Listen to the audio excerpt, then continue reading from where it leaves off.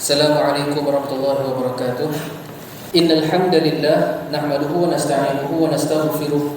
Na'udzu billahi min shururi anfusina wa min sayyiati a'malina. Man yahdihillahu fala mudilla lahu wa man yudlilhu fala hadiya lahu. Rabbi shrah li sadri wa yassir li amri wahlul 'uqdatam min lisani yafqahu qawli, amma ba'd. Alhamdulillah, syukur di atas nikmat kehidupan yang masih lagi diberikan oleh Allah. Syukur juga atas nikmat iman dan Islam yang dengannya masih lagi kita ingin hadir ke rumah Allah. Dan bagi mengisi masa yang ada antara maghrib dan isyak ini, insya-Allah kita sambung perbahasan kita tentang kekeluargaan Nabi SAW. Dan kita masuk kepada bab yang baru, bab yang ke-11, iaitulah membentuk jiwa kemasyarakatan dalam diri anak-anak. Maksudnya, penulis kitab ini menyatakan anak-anak kita mesti dilatih untuk bermasyarakat. Dia tak akan jadi sendiri. Setiap anak mesti dilatih untuk dia boleh bermasyarakat.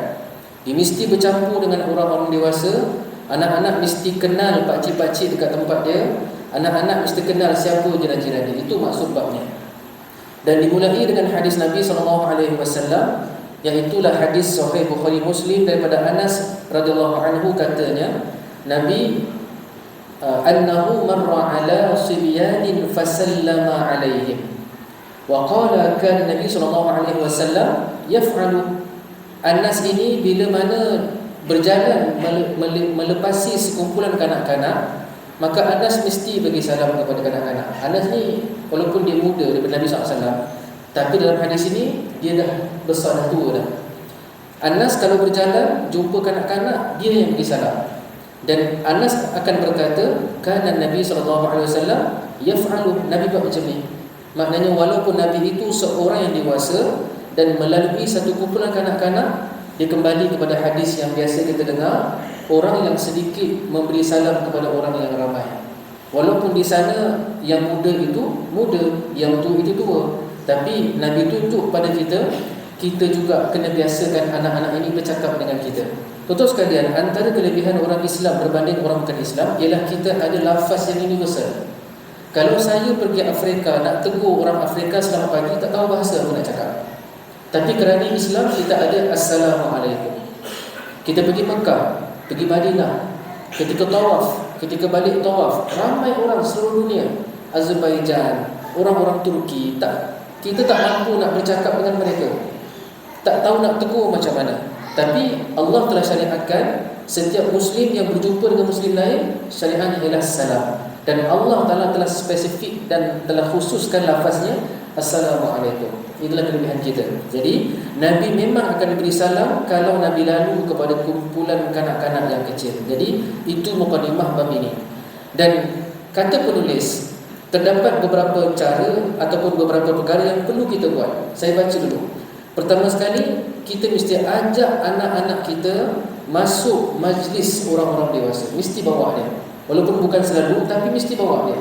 Dia mesti masuk majlis tersebut. Yang kedua ialah kita boleh suruh dia buat kerja. Anak ni boleh dibuat kerja, boleh suruh beli barang. Itu maksud dia kalau kata boleh suruh beli barang. Yang ketiga, kita kena ajar dia, anak kalau jumpa pakcik bagi salam. Maknanya biasakan anak untuk afsyus salam, untuk sebarkan salam. Yang keempat ialah kalau anak sakit, kalau ada budak kecil sakit, kita yang dewasa ni kalau boleh ziarahlah dia. Kemudian yang kelima, carikan kawan-kawan yang baik. Anak kita, kawan anak ni kita kena pilih sebenarnya, kita kena tentukan. Kalau ada kawan yang nakal, bukan kita halang terus, tapi kita kena beritahu dia. Kalau adik tengok kawan tak solat, bukan ikut dia tak solat. Yang tak solat tu kena ikut adik solat. Itu maksud dia. Bukan kita tak bagi kawan. Kalau semua orang baik berkawan dengan orang baik, siapa nak tarbiyah yang tak baik?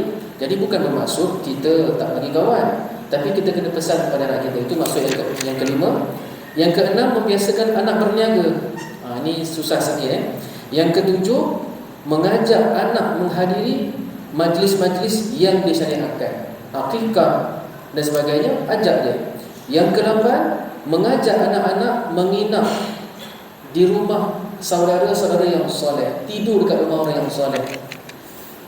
Itu ialah 8 perkara yang perlu kita buat. Baik, kita pergi yang pertama dulu. Tentu sekalian, anak-anak ini, anak di zaman Nabi SAW memang ada budak-budak kecil yang ikut. Anak-anak yang ikut hadir dalam majlis Nabi SAW, ayah mereka bawa mereka ke majlis ini. Seperti mana Umar, dia bawa anak dia. Umar memang bawa anak dia Abdullah. Dan bahkan dalam Bukhari Muslim, kata Nabi SAW, ini cerita nak gambarkan dalam majlis Nabi ada budak kecil. Ada budak kecil. Satu ketika Nabi duduk dengan para sahabat. Maknanya majlis.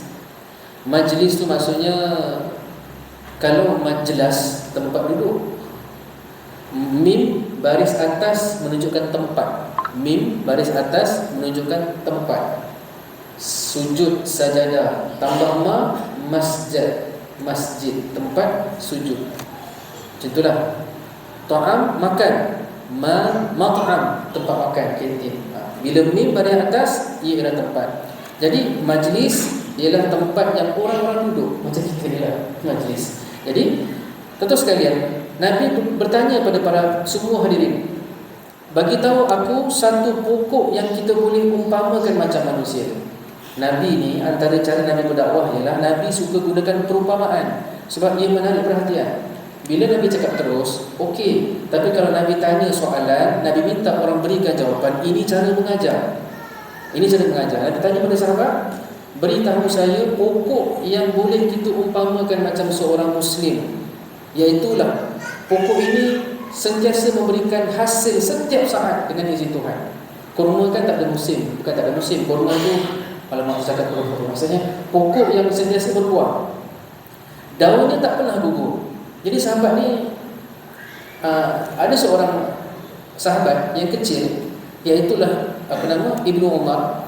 Dia kata, dia tahu jawapan dia rasa memang jawapannya memanglah kurma. Sebab kurma daun tak gugur.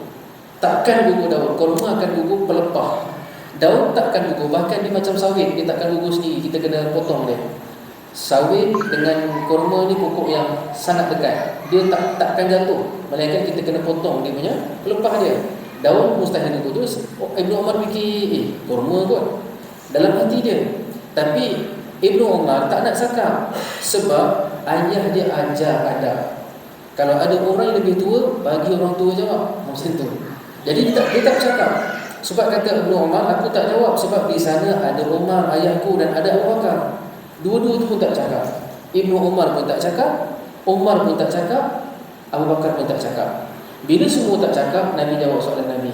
Pokok kurma, Nabi kata. Yalah, kurma tu kan berbuah banyak sepanjang tahun. Kemudian daun tak gugur, maknanya dia tak menyusahkan orang. Kurma ni tak menyusahkan orang. Bila balik, maka Ibnu Umar kata, ayah, sebenarnya saya tahu tadi, saya tahu dalam hati saya jawapannya kurma, saya dah teka dah. Kata ayah, kenapa tak cakap? Kalau dah tahu jawapan, kenapa tak cakap? Jawab Ibnu Umar, kalau kau jawab lagi aku suka. Mana sebenarnya saya lagi suka kalau ayah jawab. Inilah tarbiyah sahabat. Maknanya anak-anak tu sampai tahap dia boleh ajar macam tu. Kalau ada orang tua, diam, jangan cakap dulu, macam tu. Jadi kata Ibnu Umar, saya lebih suka kalau ayah jawab. Dan kata Umar pula, tidak ada yang menghalang aku selain aku lihat engkau. Maksudnya Abu Bakar tengok Umar, hormat Umar, bagi dia jawab. Umar tengok Abu Bakar dan anak dia, sebab dia tahu anak dia pandai. Anak Umar tengok pakcik. Jadi masing-masing tak bercakap. Tuan-tuan sekalian, nak menggambarkan pertama sekali, dalam majlis Nabi ada kanak-kanak. Ada kanak-kanak. Yang kedua, begitulah akhlak yang diajarkan oleh sahabat kepada anak-anak dia. Dan dalam riwayat lain disebut, kerana aku yang paling muda, kerana itulah aku diam. Baik, tuan-tuan sekalian, itu yang pertama. Yang kedua, hadis Nabi SAW, kan Rasulullah sallallahu alaihi wasallam yukhalituna hatta yaqulu li akhin li saghir. Nabi suka berkumpul bersama dengan kami, sampailah Nabi ini bertanya kepada adik kecil kami, saudara kecil, wahai Abu Umair, bagaimana kabar burung pipit kamu? Dia ada satu burung yang mungkin dia selalu main dengan burung tu. Seekor burung yang memang selalu bermain dengan Ibnu Umair. Tikar digelar, lalu beliau mensolatinya dan membersihkan kami di belakang baginda Nabi SAW. Maknanya tu sekalian, Nabi punya majlis memang ada kanak-kanak. So jangan kita halang mereka. Bukan selalu, Saya pernah sebut sebelum ni, masjid mesti mesra kanak-kanak. Mesti, bukan nak buat selalu, tapi dengan syarat-syarat yang tertentu. Anak tadi boleh kita jaga baik-baik, dia tidak akan mengganggu, kecuali sikit-sikit tak apalah. Jadi bawa dia, sebab dia kena bercampur dengan orang dewasa. Kanak-kanak ni dia lebih banyak melihat. Dia belajar tu dengan melihat, bukan mendengar sangat. Dia banyak melihat dan dia tiru terus. Sebab saya cikgu dekat sekolah, memang budak-budak ni dia banyak belajar dengan melihat berbanding mendengar. Kita cakap-cakap dia ingat, tapi yang kita buat tu yang dia lebih ingat. Ataupun tuan-tuan yang tak cikgu ni, anak kita sama dengan bapak dia. Macam mana kita marah, macam tu dia marah, betul tak? Kita marah dia akan marah adik dia macam kita marah dia. Macam tu lah. Dengan nafas dia, dengan bunyi yang dimarah, sama. Sebab benda tak perlu dia ajar, dia tengok saja. Jadi Nabi SAW dah sarankan ataupun dah tunjukkan, bawalah budak-budak. Sebab ada benda yang kita tak mampu nak cakap, tapi tok guru kita boleh cakap. Ada benda yang kita nak ajar pada anak kita, tapi dia tak nampak contoh. Contoh saya bagilah. Contoh saya bagi yang paling mudah. Contoh di sini, semua baik-baik saja. Jadi tak perlulah kita cakap dengan anak kita di rumah, contohilah, ni tak payah duduk sini, dia tengok je. Dan dia faham, kalau duduk masjid, mesti duduk diam-diam. Baik. Kemudian, mengajak anak-anak ikut majlis ini, dia akan dapat melihatkan kekurangan dan keperluan pendidikan dia. Sebab apa? Sebab kita takkan tahu anak kita punya perangai kecuali dia dekat tempat orang. Semua budak tadi kat sekolah saya hari ambil rekod. Memang anak kita kat rumah baik, dekat sekolah je dia jadi diri sebenar dia. Sebab dia duduk kat orang ramai. Jadi bila anak kita datang masjid, dia akan keluar akal-akal dia. Termasuk anak saya lah. Anak saya suka ikut belakang tu. Dia kat belakang dia baik. Kalau saya lepaskan dia akan jadi kanak-kanak. Kan dah nak isyak kan dia lari sekejap. Budak-budak ni dia macam tu. Dia bukan macam kita pandai bertopeng. Kita ni dah dewasa, kita pandai menyamar macam baik. Tapi kanak-kanak tak pandai. Dia boleh menyamar sekejap, dia akan jadi diri sebenar daripada dia. Sebab tu bila bawa anak kita pergi ke majlis, memang akan keluar perangai sebenar dia. Dan di situ kita nampak siapa anak kita sebenarnya. Kalau tak tahu, kat rumah dia baik, sampai orang tua kata pijak semut tak mati. Memang anak kita macam tu. Sebab dia takut ayah bapak. Tapi dia keluar, dia selesa dengan persekitaran, ada kawan-kawan dia, anak kita akan jadi diri yang sebenar. Dan janganlah marah sangat, sebab kita pun masih lagi tak ikut peraturan JPJ. Kita masih lagi tak pakai sip. Kita pun sama juga, selalu langgar peraturan. Jadi kalau anak kita buat, didiklah sebelum marah mereka. Baik. Jadi maknanya sekalian, kata penulis dengan demikian, bila anak tadi dia duduk dengan orang ramai, kadang-kadang ada benda yang kita tak boleh marah, orang terus marahkan. Baguslah. Sebab tu zaman saya besar dulu, tahun 80-an, jiran-jiran boleh marah anak jiran. Dan itu memang suka, sebab kadang-kadang mak tu tak mampu nak marah, tapi pakcik tu boleh marah. Masuk seorang, diam.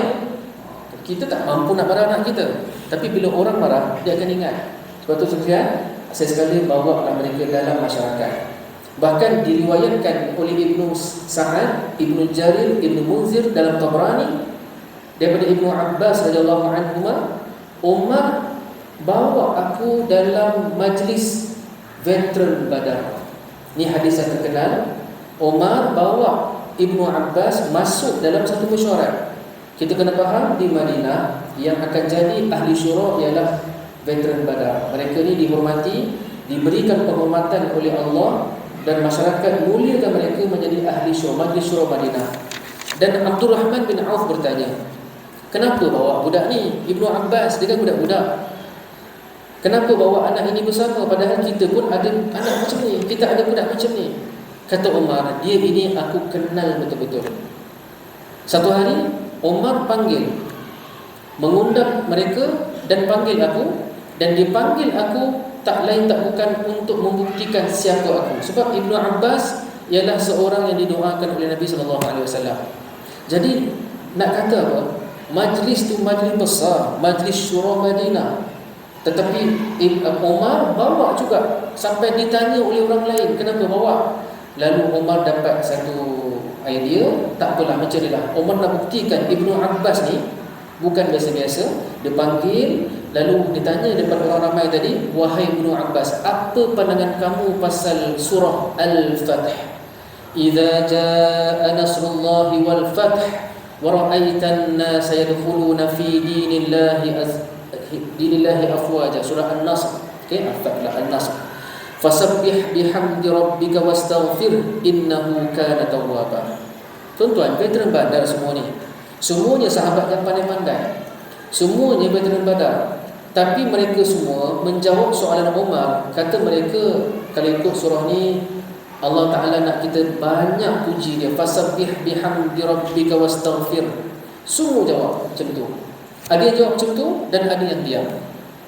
Umar pun tanya Ibnu Abbas, apa pula pandangan kamu Ibnu Abbas tentang surah ini, yang mana pengertian dia dalam bahasa Melayu, idza jaa nasrullahi wal fath, bila datang, apabila telah datang pertolongan Allah dan kemenangan-kemenangan, kau akan saksikan manusia masuk Islam berkumpulan-kumpulan, berbondong-bondong. Semua orang Arab akan masuk Islam. Ketika itu maka bertasbihlah kepada Allah dan minta ampunlah kepada Allah. Jadi ayat ni 3 ayat je kan. Umar tanya pada semua veteran Badar, apa yang kamu faham? Orang dewasa memahami ini sebagai perintah untuk tasbih. Tapi Ibnu Abbas atau sekalian, dia tak kata macam tu. Dia seorang je. Kata Ibnu Abbas, itu ialah tanda ajal Rasulullah akan sampai. Dia seorang je fikir macam tu. Nabi masih ada ni.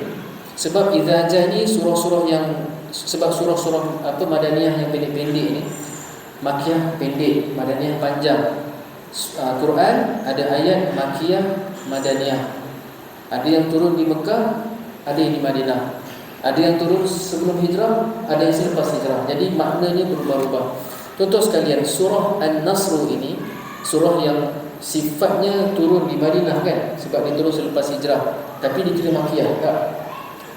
Jadi ketika itu semua orang sahabat yang bermesyuarat berpandangan bahawasanya ini ialah perintah Allah lah, sebab kita dah menang. Tetapi kata Ibnu Abbas tidak, itu tanda ajal Rasulullah telah sampai. Contoh sekalian, sebenarnya manusia masuk Islam ini bermula sejak tahun ke-6 Hijrah. Saya pernah cerita sebelum ini tentang Hudaybiyah. Ketika mana Nabi dihalang untuk masuk ke Mekah, Nabi nak pergi umrah tahun ke-6. Sampai dekat Usfan. Usfan ni masih dekat dengan Madinah lagi. Nak pergi Mekah, tapi dia lebih dekat Madinah. Usfan ni tengah-tengah. Kalau tuan-tuan naik bas, lalu Usfan tu ada signboard Usfan ataupun Asfan. Usfan. Baik. Soalan susah sekali.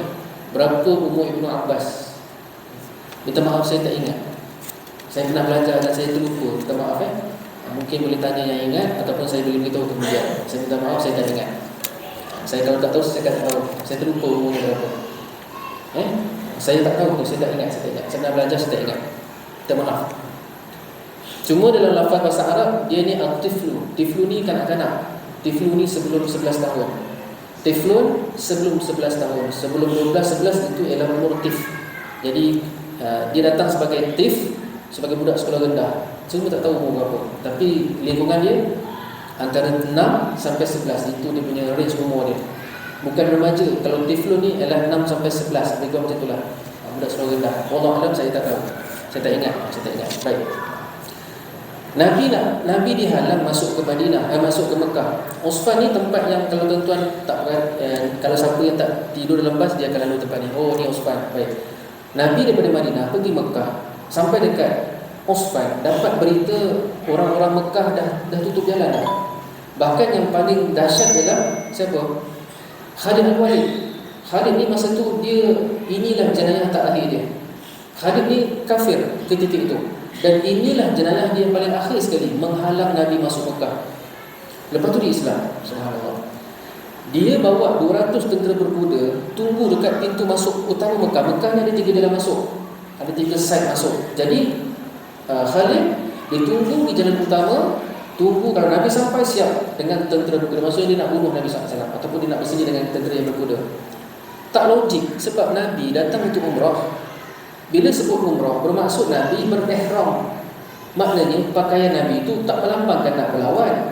Tapi dah memang orang kafir itu macam tu perangai dia. Dia halang Nabi, tutup jalan sini, tutup jalan sana. Nabi pun kata tak apalah, kita tak nak ada masalah, kita ambillah jalan yang berbeza sikit. Nabi pun ikut jalan bukit-bukit. Dan jalan tu bawa pergi Hudaybiyah, jalan yang bukan jalan biasa. Sampai Hudaybiyah, ingatkan tak ada apa-apa. Ada juga, ada 3 utusan Quraisy dah tunggu Nabi dah sebenarnya. Maknanya mereka fikir mungkin Muhammad akan sampai ke sana. Maka betul Nabi sampai. 3 orang tadi dia jumpa Nabi, minta maaf, kami tak boleh bagi kami masuk. Kamu masuk tak boleh. Tak boleh masuk. Berunding-runding tak boleh juga. Sampailah, saya tak nak cerita sirah tu, cuma sampailah berlakunya Osman, Nabi hantar, kata Nabi, Osman pergilah masuk. Sebab Osman ni sebelum dia hijrah, dia kaya dekat Mekah. Dia ada kedudukan yang tersendiri dia di Mekah. Jadi Nabi hantar Osman, Osman pun masuk dalam dengan harapan ini orang VIP, kok-koklah orang Quraisy sudi nak berbincang dengan dia. Tapi masalahnya Osman masuk tak keluar-keluar. Sehingga kan tersebar kabar angin Osman telah dibunuh di Mekah. Jarak antara Hudaybiyah dengan Mekah tu 30 km, lebih kurang 34 km. Jauh lah. Maknanya bukan sekejap. Jadi bila Osman tak balik-balik tu, sahabat ingat, ni dah kena bunuh ni. Dan Nabi SAW tidak diwahyukan tentang hakikatnya. Maka Nabi pun ingat mungkin betul telah dibunuh. Semua jadi marah. Elok-elok datang pakai baju, pakai ihram. Dah tanda dah, unta dan kambing tu dah ditanda ini untuk sembelih nanti. Dah tanda dah. Dah ditandakan masa inilah yang nak sembelih nanti. Bila macam tu, maka Nabi pun tak boleh terima Osman dibunuh. Maka mereka pun sama-sama pegang tangan Maqil bin Yasar radhiyallahu anhu, dipegang pokok. Pokok tu dipegang. Pokok tu Allah sebut dalam Quran. Pokok tu disebut dalam Al-Quran. Pokok tu dia pegang pokok. Okey. Umar pegang tangan Nabi SAW dan mereka 1,400 orang ataupun 1,500 orang kecuali seorang munafik. Ada juga munafik. Nama dia Jad bin Qais. Ada munafik seorang. Yang lain semuanya pegang tangan sama-sama dan berbaiat dengan Nabi, kita akan masuk Mekah, kita akan gempur masuk. Mereka tak boleh terima Osman dibunuh. Bila orang Islam telah berubah mood daripada mood umrah yang tenang tadi, tiba-tiba mereka berjanji sama-sama dengan suara yang sangat kuat, takbir Allahu Akbar, Allahu Akbar. Takut 3 orang Quraisy tadi. Dia balik Mekah, lepaskan Osman balik. Rupanya Osman kena culik, bukan kena bunuh. Lepaskan Osman balik. Osman pun balik. Tapi Nabi dah niat. Nabi dengan semudah niat dah masuk juga. Bila Nabi nak masuk juga, mereka takut dan mereka hantar seorang utusan, Suhail bin Amr ataupun Suhail bin Amr. Suhail ni lah yang jumpa dengan Nabi. Kita buatlah satu perbincangan. Tak nak ada masalah. Ni orang kafir ni perangai. Masa dia kuat, dia tunjuk kuat. Dia lemah, dia akan minta berunding. Ini perangai Yahudi dan Nasara. Dia takut. Maka Nabi SAW, Nabi terima, okey, boleh bincang. Itulah yang menyebabkan terjadinya perjanjian Hudaybiyah.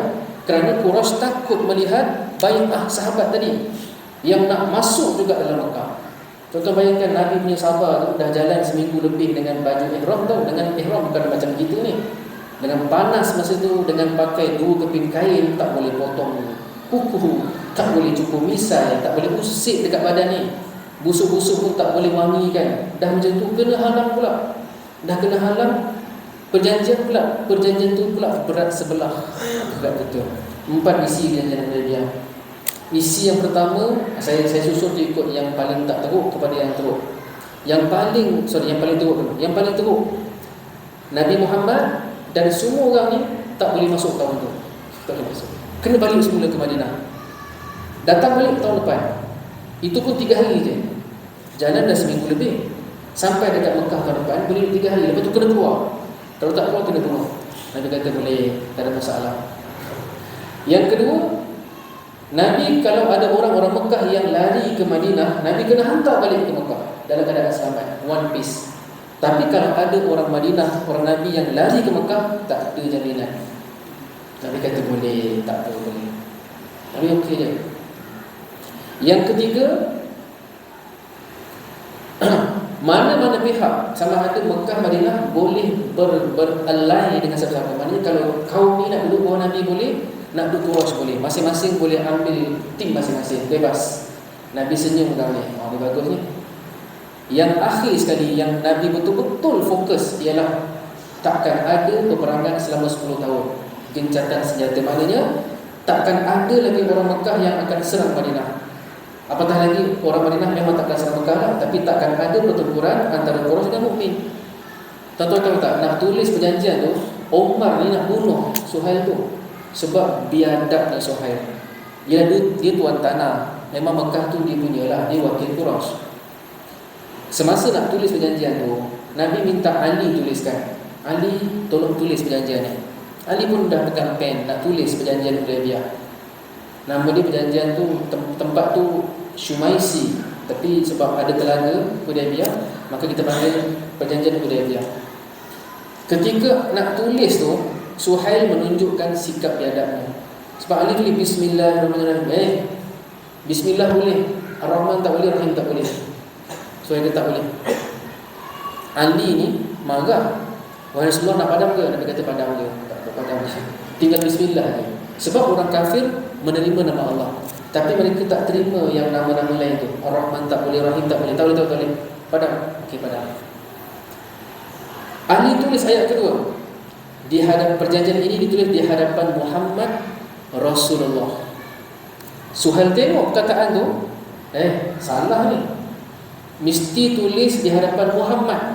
Rasulullah ni siapa dia kata? Rasulullah ni bagi kamu ni Islam, ini Rasul kamu, bukan Rasul kami. Padam Rasulullah. Ali tak nak padam. Maknanya kata Suhail, kamu boleh padam ataupun tukar Muhammad bin Abdullah boleh, tapi jangan tulis Muhammad Rasulullah. Ali tak nak buat. Nabi kata Ali padam jelas Rasulullah tu, tapi Ali kata saya tak boleh buat, saya tak boleh buat. Yang Umar dah menggigil, marah. Tapi sebab ada hormat Nabi, dia tak marah lah. Dia tak tunjuk marah dia, tapi dia marah. Nabi kata padam Ali. Ali nak menangis, saya tak boleh buat, saya takkan buat. Saya dah tulis dalam Muhammad Rasul, saya takkan padam. Tuan-tuan, Nabi padam dengan tangan Nabi sendiri. Nabi padam perkataan itu dengan tangan Nabi sendiri. Itulah cerita di Hudaybiyah sebenarnya. Tuan-tuan tahu tak, nampak kita kalah. Tapi tuan sekalian, sejak Nabi patah balik ke Madinah pada tahun ke-6, Nabi bebas sebab tak ada perang. Lepas tu terjamin tak ada perang, menyebabkan Nabi mula hantar surat ke seluruh luar tanah Arab. Nabi telah hantar 8 surat. Pertama kepada Raja Mesir, yang kedua kepada Raja Rom, yang ketiga Raja Parsi, kemudian pemerintah Oman, kemudian Bahrain, kemudian Yamamah di Riyadh, kemudian Yaman, lagi satu saya lupa, Najasyi di Habsyah. 8 kerajaan, 8 surat yang Nabi hantar tu, 3 beriman kepada Allah. 3 beriman. Maknanya hanya dengan surat sahaja telah mengislamkan 3 kerajaan, Oman, Bahrain dengan Najasyi di seberang Laut Merah. Beriman. Itu maksud ayat inna fatahna laka fathan mubina.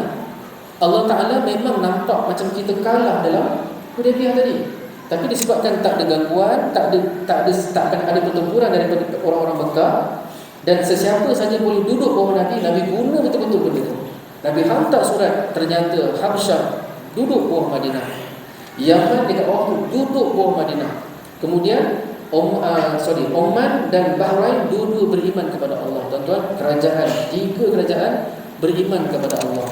Sejak itulah menang. Tuan-tuan, menang. Perang Ahzab menang, perang Bani Quraisyah menang, masuk Islam. Tahun ke-8 berlaku dua perkara besar. Pertama sekali saya dah sebut pasal perang Mu'tah. Nabi hantar 3 sahabat, semua wafat dekat sana.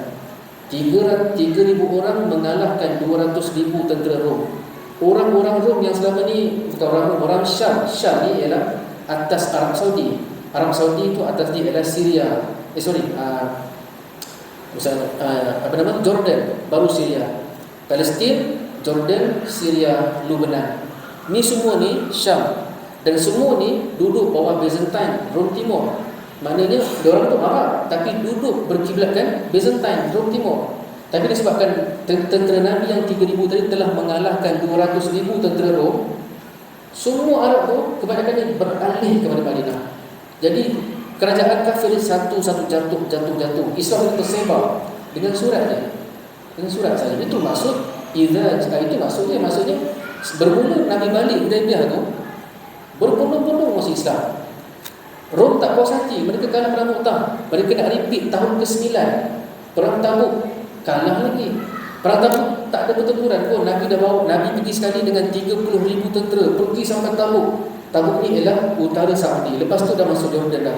Tabuk ni ialah Saudi yang paling atas.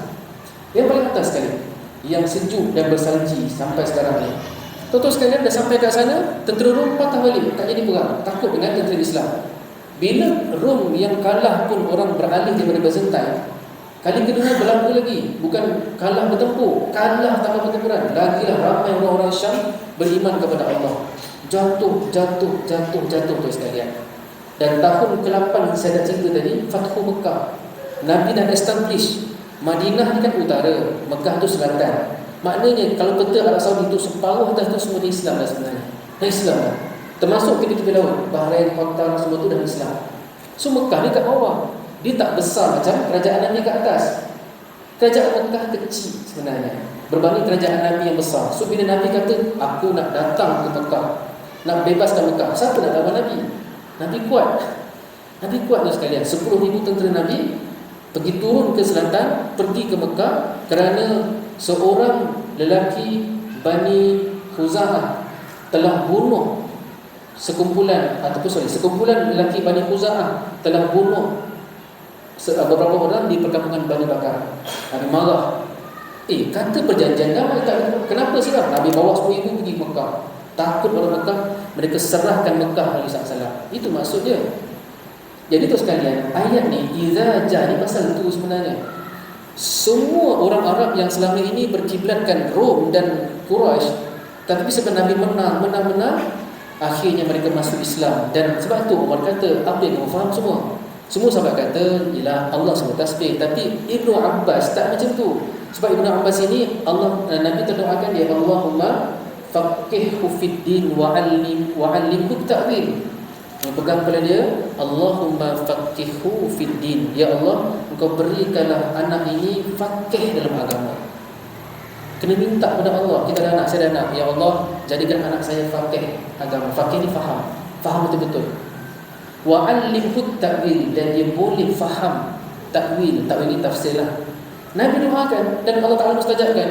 Ibnu Abbas otaknya sangat bijak, sebab tu dia faham bila Allah sebut wa ra'aitan nas, kamu lihat manusia masuk Islam berbondong-bondong, maka bertasbihlah. Bermaksud Nabi dah sampai hujung usia. Maknanya Nabi Muhammad kerjanya dah selesai. Tuan-tuan sekalian, bila mana Ibnu Abbas sebut tadi tu, itulah petanda ajal Nabi SAW, maka mereka mulalah menangis. Maknanya, oh ya ke, tuan-tuan sekalian, tak lama selepas itu memang sampailah ajal Nabi SAW. Bagaimana tu sekalian? Itulah maknanya membuktikan memang dalam majlis Nabi ada budak kecil. Jangan buang mereka. Jadi tuan-tuan, kalau ada majlis sekali, bawalah anak-anak tu untuk dia belajar bersosial. Anak-anak ni tak boleh kawan dengan budak kecil semata-mata. Kita mesti kawankan dia dengan orang besar juga. Yang kedua, mengirim anak untuk melaksanakan keperluan. Yang ni saya pun nak cakap susah juga. Contoh. Ini merupakan unsur penting untuk ajar anak kita ni boleh bermasyarakat. Aktiviti yang dia tak pernah buat sebelum ni, bila kita suruh dia buat, dia akan membina kepercayaan diri dia.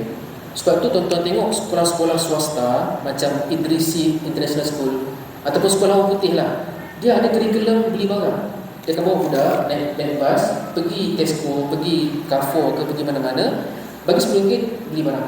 Dia ajar. Mula-mula ambil barang, tengok harga barang, letak dalam troli, pergi dekat cashier, tengok muka dia, saya nak beli. Dia sedang ajar adab sebenarnya dengan cara beli barang. Saya nak beli, bagi 2 tangan. Kemudian ambil duit, bagi 2 tangan. Kakak tu bagi balance, ambil 2 tangan. Dia sedang ajar adab. Dengan cara beli barang. Tuan-tuan sekalian, anak kita kali pertama dia boleh beli barang, dia akan sangat happy. Dia rasa dia boleh buat macam kita buat. Sebab tu tuan sekalian, anak-anak mesti dilibatkan dalam sebahagian aktiviti kita yang bersifat keperluan. Baik, contohnya dalam Sunan An-Nasai, Anas berkata, Nabi SAW di waktu sahur, Nabi bersabda, wahai Anas, aku nak puasa, tolong siapkan makan untuk aku. Anas ni jadi pembantu Nabi kan, budak kecil pembantu Nabi. Kata Anas, aku pun siapkanlah kurma dan air. Ini setelah Bilal pun azan pertama. Nabi bersabda, Anas, carilah seseorang untuk makan dengan aku. Maka Anas pun panggil Zaid bin Sabit. Dia datang dan berkata, aku baru saja minum sup tadi. Aku memang nak puasa. Kata Nabi SAW, aku nak puasa. Maka Zaid bersahur bersama dengan Nabi SAW. Kemudian mereka bersolat sama-sama dan keluar untuk ke masjid. Betul sekali, maknanya apa? Suruhlah anak buat kerja. Ni orang tua dah buat dah sebenarnya. Masa saya kecil, saya ada 2 adik masa kecil. Yang 2 tu lambat sikit lahir. Saya dengan adik perempuan saya tu, kami kena pilih. Kalau sama ada shift siapkan makanan ataupun shift kemas meja. Kalau saya dah ambil kemas makanan, awal saya kena bawa nasi, sendur, letak dalam semua untuk mak ayah semua. Tu saya buat masa umur saya 6 tahun dah saya kena buat. Adik saya akan buat lepas tu. 4 tahun adik sempat. Dia akan buat lepas tu. Dia akan buat apa? Dia akan dilatih untuk bawa pinggan tu pergi dekat sinki. Bila dah besar lagi, macam itulah. Kena mak saya suruh saya basuh bilik air. Supaya mak saya kata supaya kau tahu bilik air ni kotor sebenarnya. Dia bukan benda yang bersih, dia akan mengotor. Jadi kamu kena belajar macam mana nak kemas. Tuan-tuan sekalian, tak ramai budak-budak sekarang ini diajar macam ni. Bahkan kami di sekolah tak boleh suruh budak-budak buat. Nanti kena saman dengan ayah. Dia budak-budak ni buang air, flush pun tidak. Cikgu nak marah, tak boleh marah. Cikgu nak pukul, lagi tak boleh. Nak suruh budak basuh bilik air, lagi tak boleh. Nanti cikgu tu nama dia kena masuk dalam SISPA, sistem aduan awam. Nama cikgu tu naik tanpa cikgu tu tahu. Nanti jabatan akan call guru besar atau guru tua tu. Ada seorang cikgu sekolah ni, dia telah buat penderaan mental kepada murid, disuruh budak masuk tandas. Susah zaman tak tahulah, tak apa saya nak komen itu.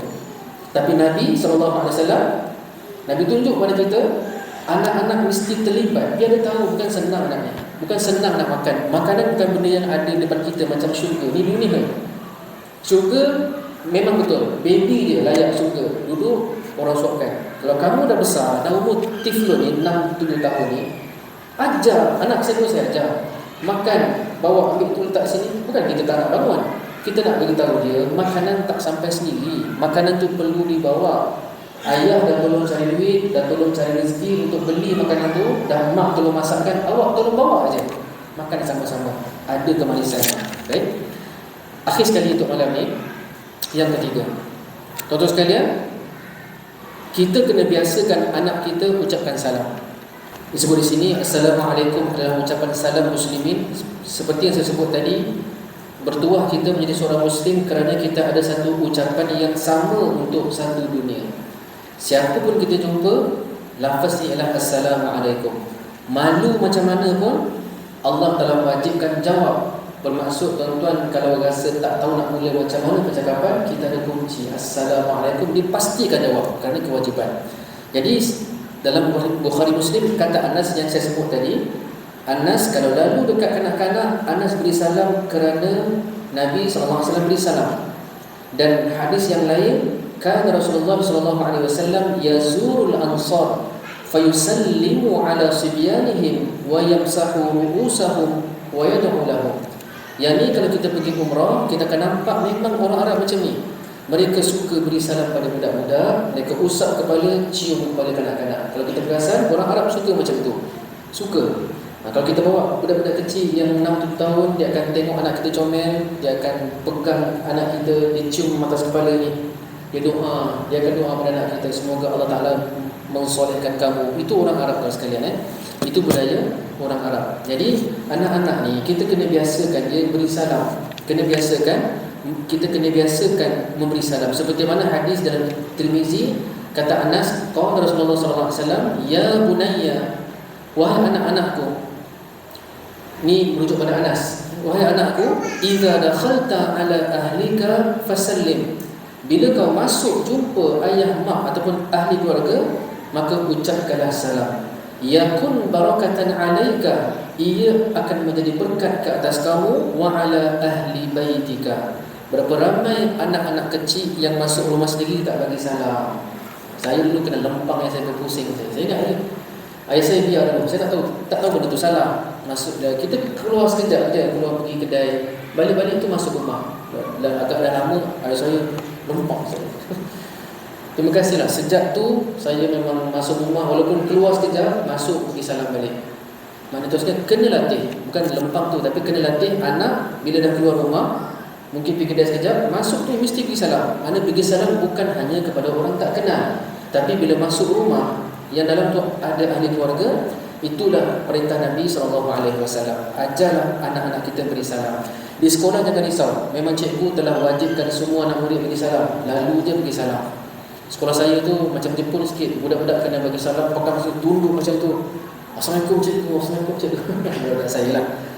Nampak macam susahkan budak-budak, tapi kita nak ajar dia bila jumpa orang tua yang lebih tua, cikgu ke, makcik cleaner ke, pakcik kantin ke, dia sebagai budak-budak yang muda mesti hormat. Kita mesti menghormati untuk dihormati. Sebagaimana Nabi SAW sebut dalam hadis kursi pun sama juga, iaitulah man la yarham la yurham. Orang yang tidak ada sifat pengasih, sifat kesian, Allah takkan kesian kepada dia. Tuan-tuan yang ada sifat kesian tengok kucing tak makan, kesian tengok anak tidur tak betul, kesian tengok isteri tidur tak sempat makan burger sebagainya, kesian, rasa itulah masukkan rahim, kesian. Tak semestinya kita tolong dia, tapi rasa tu. Bila ada rasa itu, maka orang-orang ini ialah tanda-tanda orang-orang yang akan dapat kesian daripada Allah. Kesian ni apa?